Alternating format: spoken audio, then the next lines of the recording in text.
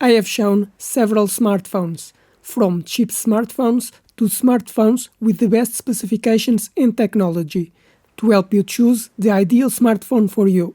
But today, we'll see the specifications of a smartphone with a lot of potential. But first, subscribe to the channel because I bring new products every week. Let's see the specifications of this smartphone. This is the Oppo Find X8 Pro with a 6.78-inch screen with 120 Hz, resolution of 1264 by 2780 pixels with a ratio of 20:9. It has a MediaTek Dimensity 9400 processor with 8 cores up to 3.6 GHz, with an Immortalis G925 graphics processor, and it can have a storage capacity of 1 TB and 16 GB of memory. The main camera is 50 megapixels, which records video in 4K, slow motion up to 240 frames per second, and has HDR technology. The front camera is 32 megapixels and records video in 4K. It has connectivity 5G, Wi-Fi 7, Bluetooth 5.4, NFC and GPS, but it also has a USB 3.2 Type-C connection for charging the battery and transferring files to the computer. To unlock, it has fingerprint reader under the screen and facial recognition. It has a 5900 mAh battery with 80 watts charging, which charges the battery in 38 minutes, and 50 watt wireless charging. The screen has Gorilla Glass 7i protection against drop impacts. This smartphone is made of aluminum, IP69 certified resistant against water and dust, and weighs 215 grams. You can put 2 nano SIM cards for communication, but it's not compatible with a micro SD card. Smartphones have become the most important device in our lives, due to their versatility, convenience, and communication capabilities. But with so many different smartphone models, it can be difficult to choose which smartphone you should buy, because you have to consider several features: the screen size, amount of memory, processor speed, camera resolution, connectivity, or the sensors it has. But I will explain all these features to you, so you know how to choose a new smartphone.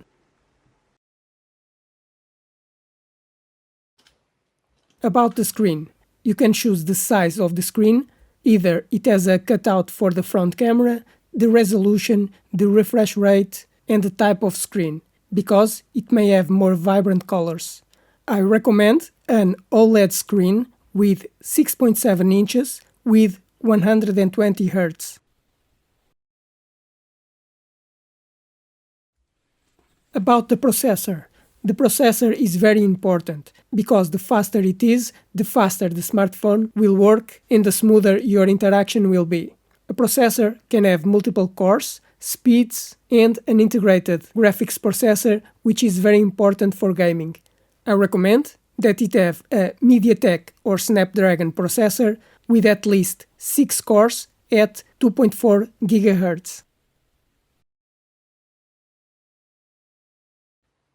The RAM memory is the memory that all applications will be running when you use your smartphone. So, if you normally have many apps open, you have to have a lot of memory, and you can choose from 4 GB to 24 GB. I recommend that you choose with at least 8 GB, but if you play games on your smartphone, you may need more.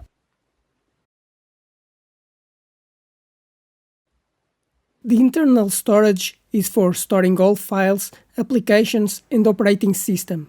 A smartphone can have between 64 GB and 1 TB of capacity.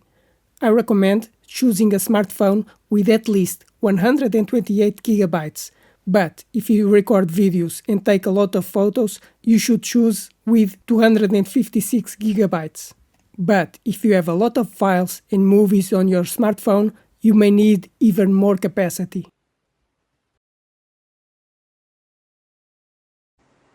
The smartphone normally has two types of cameras, the rear camera and the front camera. The rear camera is the main one, with higher quality and can have 4 different cameras. A camera can have a very large sensor for better imaging, better sensitivity at night, take photos up to 50 megapixels and record in 8K. I recommend that you choose a camera that records videos in at least 1080p and captures photos in 12 megapixels.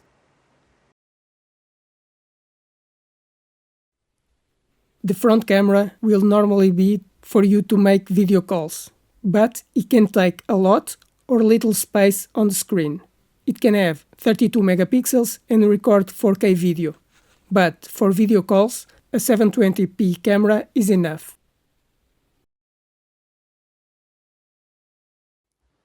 About the smartphone security, so that only you can unlock the smartphone, you can use a password, a fingerprint reader that detects your finger, or facial recognition that detects your face.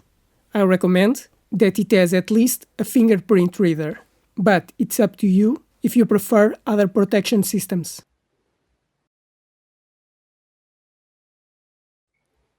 About wireless connectivity, the smartphone is connected to the internet using mobile data or Wi-Fi. Currently, 4G and 5G are the most common, but 6G will be the next generation. To connect to Wi-Fi, you can have Wifi7 with speeds of 3 gigabits or Wi-Fi 6 with 9 gigabits, and Bluetooth for communicating with nearby devices. I recommend that you choose a smartphone with 5G communication, Wi-Fi 6 and Bluetooth 5. But a smartphone can also allow compatibility with other cards, because a smartphone can have 2 SIM cards for mobile communication, but you can also put a microSD card to expand the storage capacity. The smartphone has at least 1 nano SIM card, but if you need to expand the storage, you can also put a microSD card.